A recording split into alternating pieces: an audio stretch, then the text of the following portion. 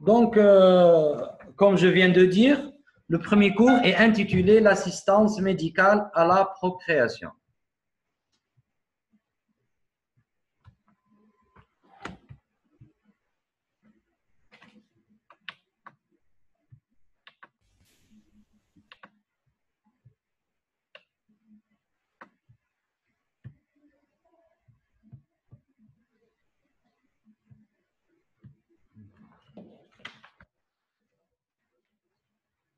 Pour les objectifs pédagogiques du cours, à la fin du cours, l'étudiant doit être capable de définir l'assistance médicale à la procréation et d'énumérer les différentes méthodes utilisées et également, comme troisième dernier objectif, reconnaître les principes déontologiques et juridiques de réalisation de l'AMP. Est-ce qu'il y a un problème? S'il vous plaît, veuillez accepter l'invitation de nos collègues. Attendez.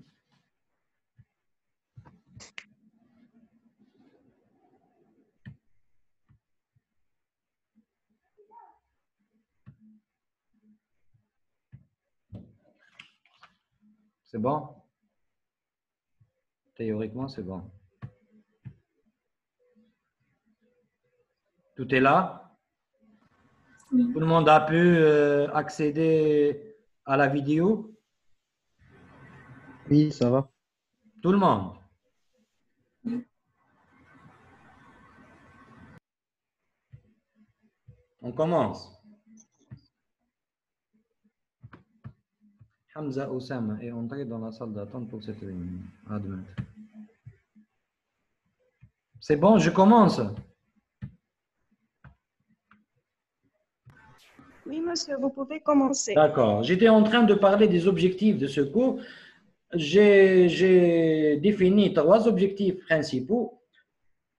À la fin du cours, j'aimerais bien que l'étudiant sera capable de définir l'assistance médicale à la procréation, d'énumérer les méthodes utilisées et de reconnaître les principes déontologiques et juridiques de réalisation de l'assistance médicale à la procréation en Algérie, bien sûr. Comme définition, d'abord, l'assistance médicale à la procréation définie par l'article 370 de la loi relative à la santé.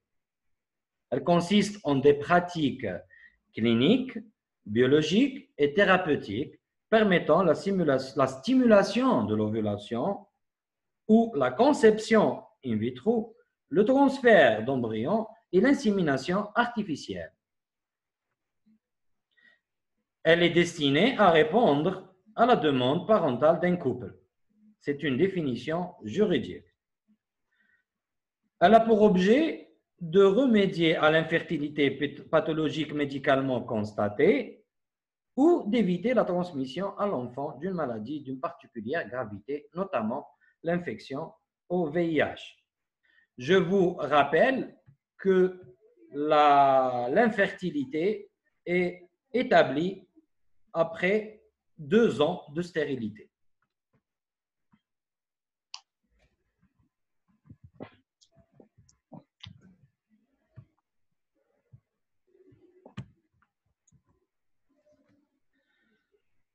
Les inconvénients de l'assistance médicale à la procréation se résument principalement en 5 grands chapitres, si vous voulez.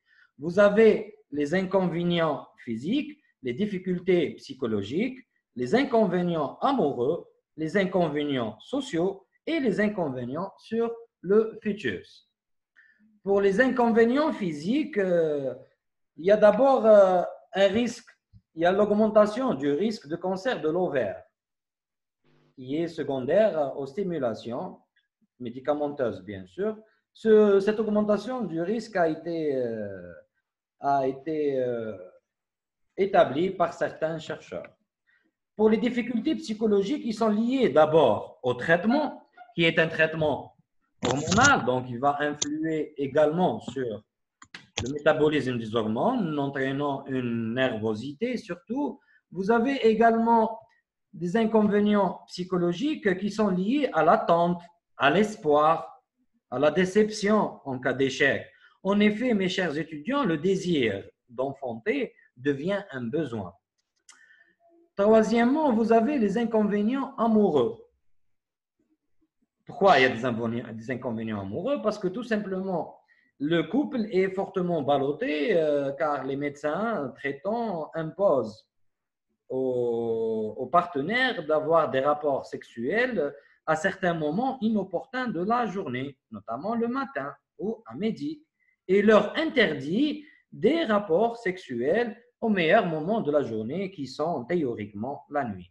Vous avez également les inconvénients sociaux qui sont liés toujours au traitement, aux différents rendez-vous avec les médecins traitants. Ces inconvénients se traduisent par des retards fréquents au travail, sans compter les inconvénients au travail des effets des traitements hormonaux eux-mêmes. Et enfin, vous avez les inconvénients sur le fœtus. Il y a le risque de malformation congénitale qui est légèrement majoré, décrit par les chercheurs.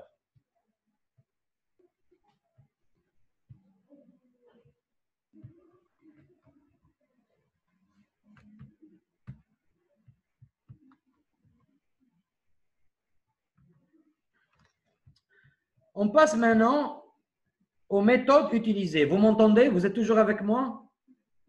Oui. D'accord, parfait. Oui, Hakim. Pour les méthodes utilisées, en fait, il y a deux grandes méthodes. Il y a les méthodes qui sont communément admises, qui nous le communément admises, ça sous-entend admises ici en Algérie, selon le contexte juridique algérien. Contexte juridique algérien veut dire les différents textes de loi algériens.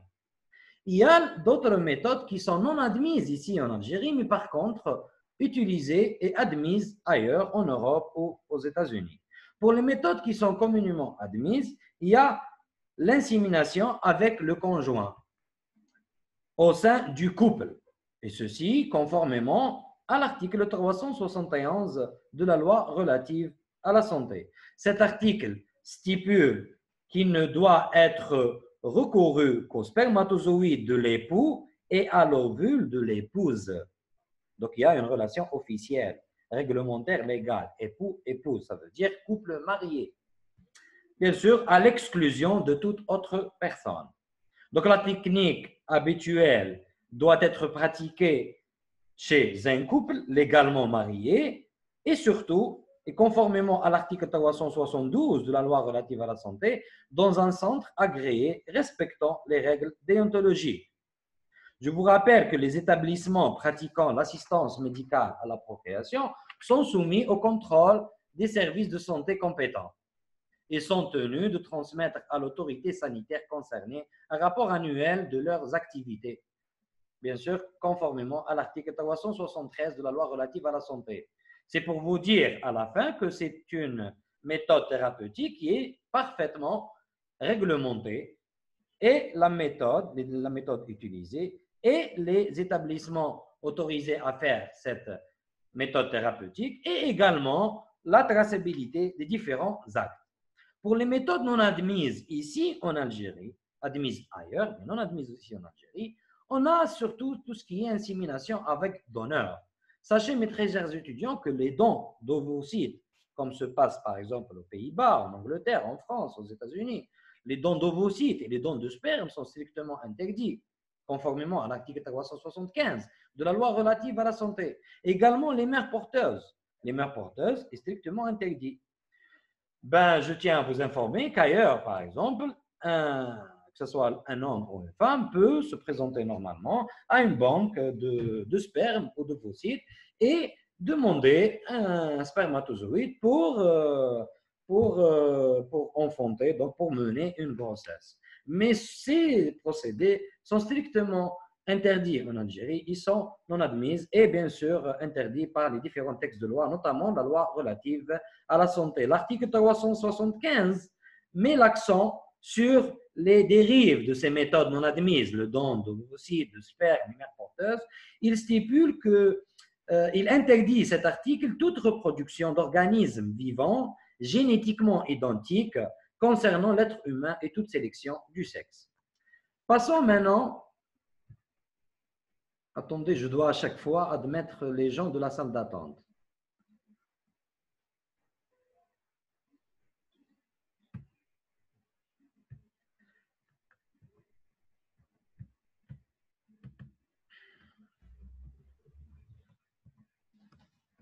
Vous êtes sur la diapo intitulée Principes déontologiques de réalisation. Oui. Oui, D'accord, parfait. Ben, c'est le chapitre le plus important du cours. On va voir les recommandations déontologiques qui balisent ce procédé thérapeutique. En effet, les recommandations déontologiques et éthiques concernant la procréation médicalement assistée s'appuient sur les principes suivants. Il y a 3 principes. D'abord, venir en aide au couple. Deuxième principe, c'est respecter l'embryon dès sa conception. Et le 3e et dernier principe, c'est penser à l'enfant qui va naître. On va essayer de détailler chaque principe. Pour le premier principe, en fait, le premier principe, c'est une analyse de l'article 371 de la loi relative à la santé. La demande doit être faite par un couple. Maintenant, le mot-clé, c'est le couple. On doit définir le couple. Un couple, c'est quoi? D'abord, il faut qu'il soit un couple hétérosexuel.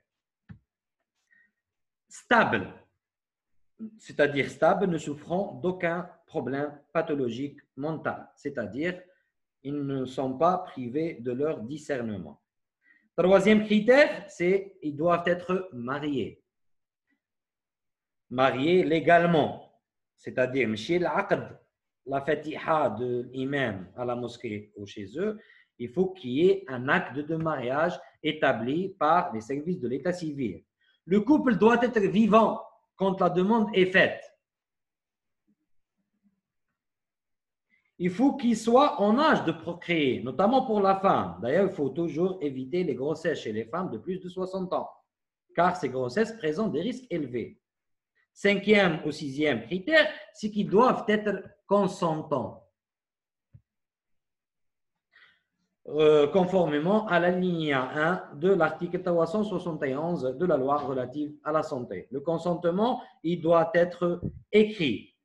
L'article 2, d'ailleurs, de l'article 371 de la loi relative à la santé, il stipule que l'époux et l'épouse présentent de leur vivant cette demande, c'est-à-dire la demande d'AMP, par écrit et qui doit être confirmée par eux à l'issue d'un mois à compter de la date de sa réception par la structure ou l'établissement concerné. Ils font aujourd'hui la demande, c'est une demande écrite et cette demande doit être confirmée un mois après. Ouais, vous allez me dire pourquoi elle doit être confirmée, pour s'assurer qu'il y a vraiment une demande et cette demande, elle est licite et émanant de personnes stables sur le plan mental et surtout consentantes. Autrement dit, ce n'est pas une demande qui a été faite sous contrainte.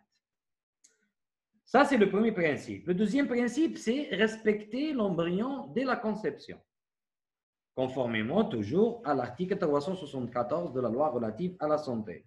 Kingoulou, respecter l'embryon dès la conception, ça veut dire que la conception d'un embryon à des fins d'études ou de recherche ou de don ou de vente ou d'expérimentation et à des fins commerciales ou industrielles et toute autre forme de transaction est strictement interdite par le législateur algérien et le code d'éthique national, ainsi également du code de déontologie médicale. D'autre part, mes chers étudiants, le respect de l'embryon impose le respect de sa filiation. Je m'arrête à le respect de sa filiation. Il faut que l'embryon ait une structure génétique semblable à ses parents. C'est pour cela le don d'ovocytes et le don de sperme et les mères porteuses, ce sont des procédés qui sont strictement interdits. À souligner que seule l'AMP au sein du couple, je répète, marié, qui aboutit à des enfants dont l'identité génétique est semblable de ses deux parents. Je vous rappelle que l'article 374 de la loi relative à la santé, de son côté, interdit la manipulation dans un but de recherche scientifique, de don, de vente et de toute autre forme de transaction, que ce soit de spermatozoïdes, d'ovocytes, même entre co-épouses, d'embryons sur une mère ou non à une mère porteuse ou une autre femme, sœur ou mère ou fille de cytoplasme. C'est pour vous dire que le législateur algérien, il a tout étudié et il a parfaitement balisé ce procédé thérapeutique. Ce qu'on doit retenir, c'est que seule la méthode, seule seule l'utilisation de cette méthode elle ne peut être adaptée et acceptée et admise sur le plan juridique, d'éthique et déontologique uniquement si on a respecté la conception de l'embryon, c'est-à-dire faire naître un embryon, un être humain. Le dernier principe ou la dernière recommandation éthique et déontologique, c'est penser à l'enfant qui va naître. Si on pense à l'enfant qui va naître, c'est qu'on doit le protéger sur le plan médical. Protéger contre quoi? Protéger surtout contre les infections sexuellement transmissibles, et notamment l'HIV. Il faut savoir que conformément à l'article 373, toujours de la loi relative à la santé, des dispositions spécifiques à l'égard des couples à risque viral doivent être prises en compte. Il faut savoir que l'accès des couples, quand on parle de risque viral, on fait allusion aux sujets infectés par le VIH. Il faut savoir que l'accès des couples à l'AMP est conditionné par le statut immunovirologique des partenaires infectés, qui doit être évalué avec le médecin référent pour le VIH. Pour l'homme comme pour la femme, la prise en charge est déconseillée en situation d'échec thérapeutique ou en cas d'infection à VIH évoluée non traitée de façon optimale.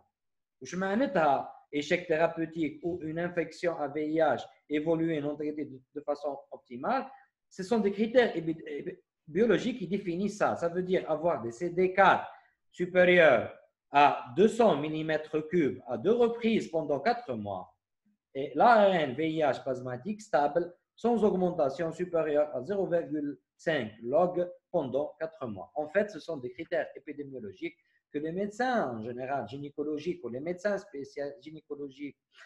gynécologues plutôt et les médecins spécialistes dans la médecine reproductive évaluent avec les médecins référents pour le VIH. Ici, à Napa, c'est le service des maladies infectieuses chapeauté par le professeur Haïdewi qui en est référent. Je vous rappelle que concernant les critères biologiques devant être observés en cas des couples sérodifférents, que ce soit pour l'époux ou l'épouse, pour le VIH1 bien sûr, ils sont bien détaillés sur le manuscrit mis en ligne sur la plateforme en ligne. Je ne vais pas les redire, ils sont sur le cours et j'imagine que vous les avez déjà vus et vous les avez déjà lus.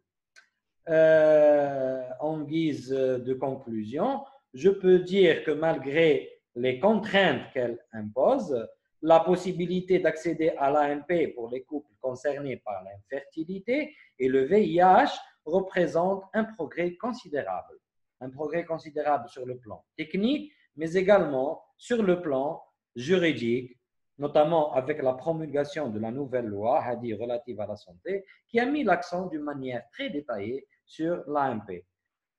Les médecins doivent observer les recommandations déontologiques et éthiques concernant la PMA et informer et orienter leurs patients intéressés pour cette prise en charge. Pour plus de détails, mes chers étudiants, concernant le cadre légal et juridique de l'AMP, je vous demande de télécharger la loi numéro 1811 du 2 juillet 2018 qui a été faite par le professeur Kayous hier, relative à la santé. Vous pouvez la télécharger, c'est gratuit. Vous allez sur Google, vous allez sur le site du gouvernement, vous mettez secrétariat du gouvernement et allez sur l'espace dédié au journal officiel de la République algérienne démocratique et populaire, vous mettez JORADP, J-O-R-A-D-P, numéro 46 du 29 juillet 2018. Vous téléchargez Barkhada, le journal officiel numéro 46 du 29 juillet, notez-le s'il vous plaît, du 29 juillet 2018. Vous le téléchargez, vous aurez toute la loi, donc tous les chapitres, et vous pouvez revoir les articles et tous les articles dédiés à l'AMP. Ben, j'ai fini avec mon exposé. J'espère était clair. Et voilà, la parole est à vous. Vous pouvez poser vos questions. Si vous avez des questions, n'hésitez pas à les poser. Bonjour, professeur. Bonjour. Est-ce que la vidéo est en marche? Est-ce que vous me voyez là? Oui, oui, Parfait. oui, oui, on vous. تفضل حكي. Donc, sur le plan juridique ici en Algérie, si par exemple l'un des partenaires est stérile, il n'y a plus d'espoir d'avoir des enfants, c'est ça? Ou il y a une possibilité sur le plan juridique? Oui, bien sûr, pourvu que le couple, enfin, que la demande réponde et respecte les principes cités, notamment les principes juridiques, étant donné que le couple marié légalement, il y a un diagnostic médical établi, un diagnostic d'infertilité, donc après 2 mois, après 2 ans en général.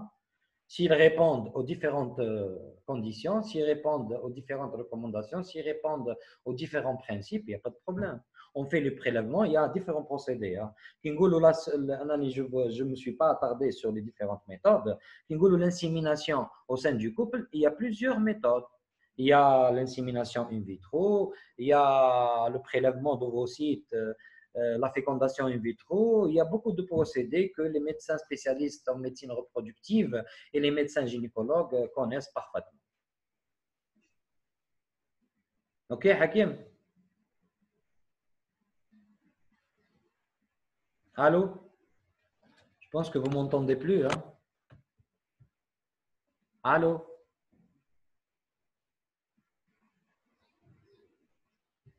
Vous m'entendez? Est-ce que vous m'entendez?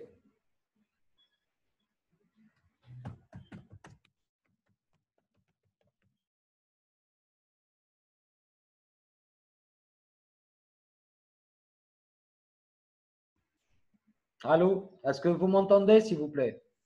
Oui, maintenant on vous entend. Excusez-moi, il y a eu une coupure. J'ai dû me reconnecter encore une fois. C'est bon? Est-ce que vous avez…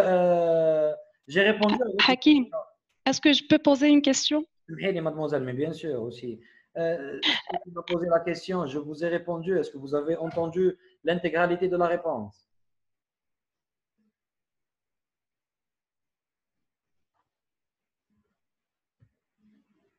Allez-y, allez-y, posez-moi votre question, s'il vous plaît. Vous m'entendez? Allô? Allô? Allô?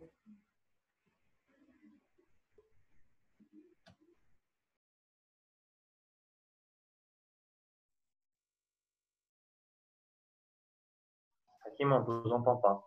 Ça va, non, normalement, en tout cas, vous m'entendez, théoriquement. Oui, oui. Allez-y, posez votre Oui, question. c'est bon. Bon, j'ai répondu à votre question, monsieur. Hein?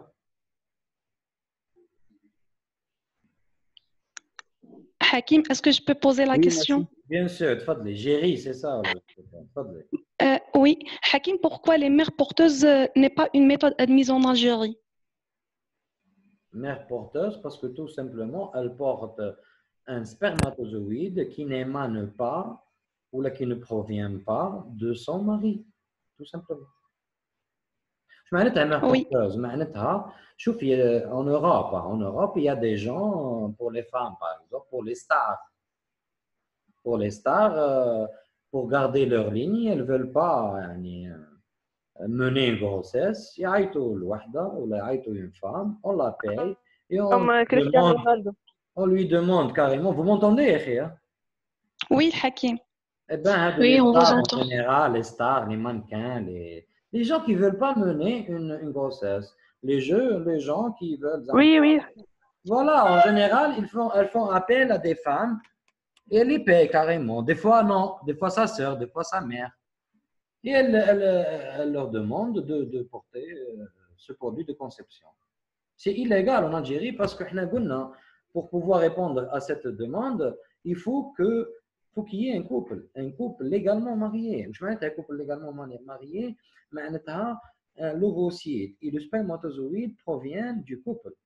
Ils ne peuvent être portés que par l'épouse. D'accord? Hakim, s'il vous plaît.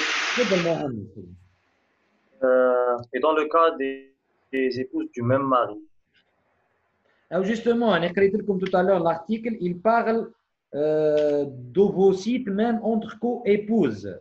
Mohamed, je vous invite de lire l'article 374.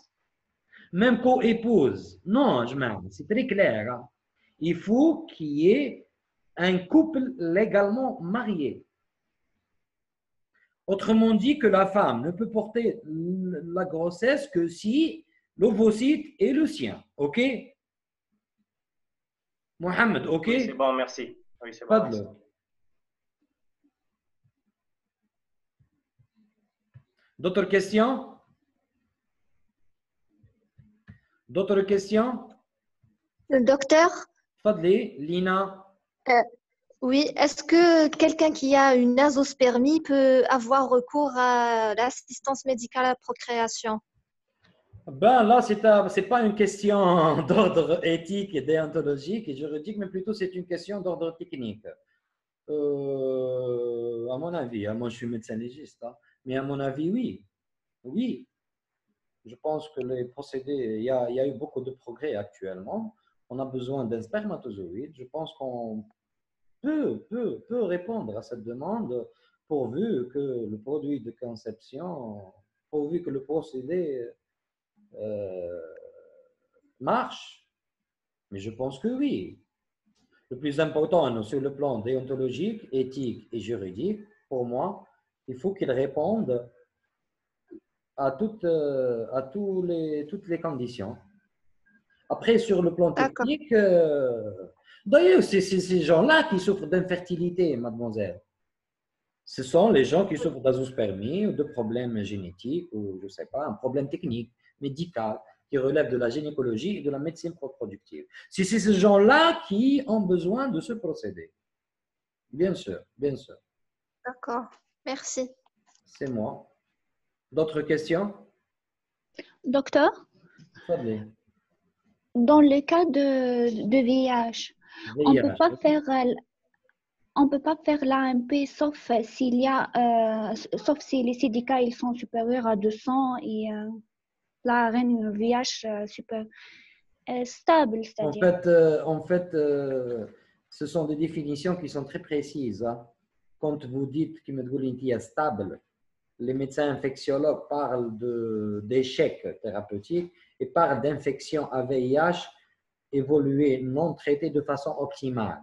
Et il définit ces situations, cette définition, elle est purement biologique. Donc, c'est des critères, c'est des recommandations. On n'a pas à inventer. Si le couple infecté par le VIH présente tel et tel et tel critère, vous avez les critères de détail entre le cours. S'ils répondent à ces critères, ils peuvent prétendre à un tel procédé. Parce que l'objectif, c'est quoi? C'est ne pas avoir un produit de conception infecté, mademoiselle. Oui. C'est précis. Hein? D'ailleurs, c'est les sociétés savantes des maladies infectieuses en collaboration avec les sociétés savantes de la gynécologie et les sociétés savantes de la médecine reproductive qui ont défini ces critères biologiques. D'accord, mademoiselle? D'accord, merci. D'autres questions, s'il vous plaît? Monsieur? Fadli, pardon. C'est Jihan Ghanay, c'est ça?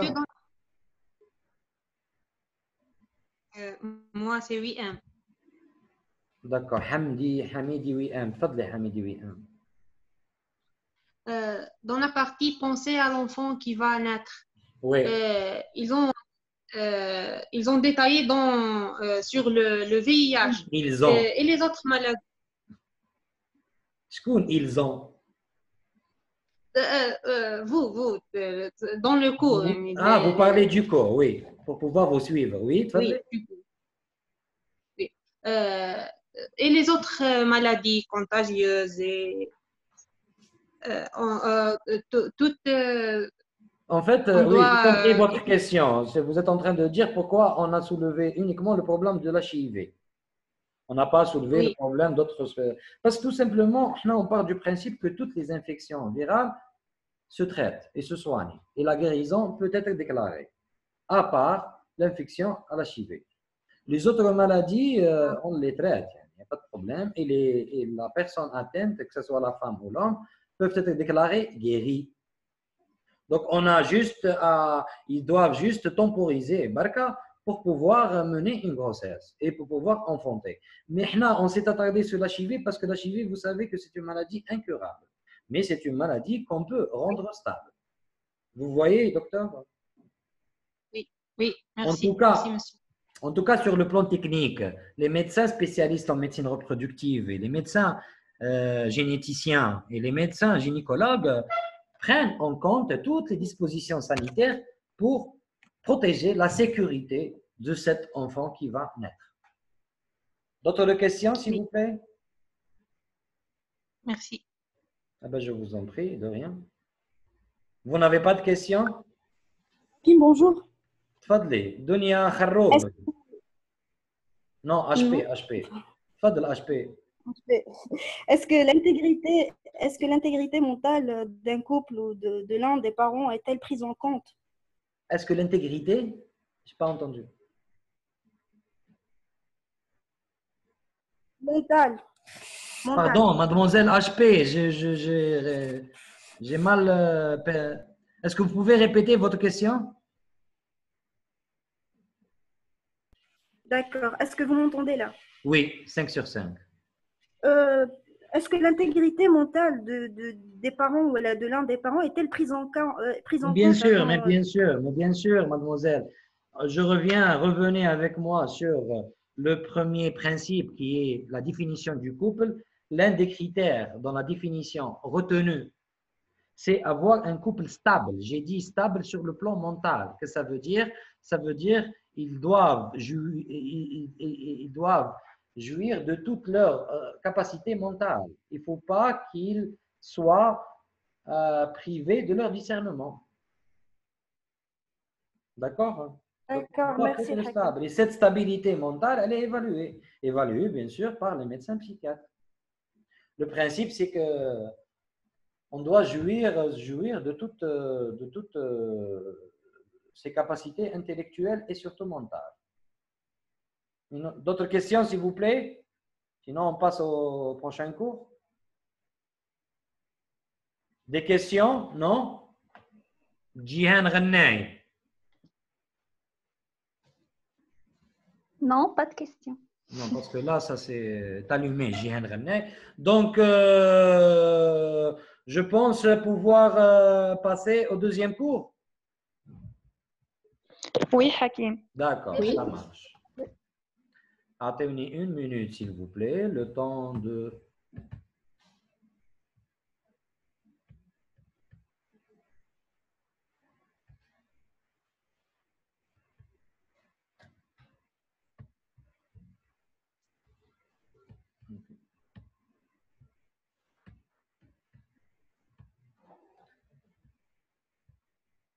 Est-ce que vous recevez mon écran là? Oui. D'accord. Est-ce que la vidéo également, vous la recevez ou non? Oui. Ah, d'accord, les deux. Donc, vous êtes en train de me voir aussi. Oui. D'accord. Ok. Donc, je passe, Oui. Je passe au deuxième cours. Oui. Il est euthanasie.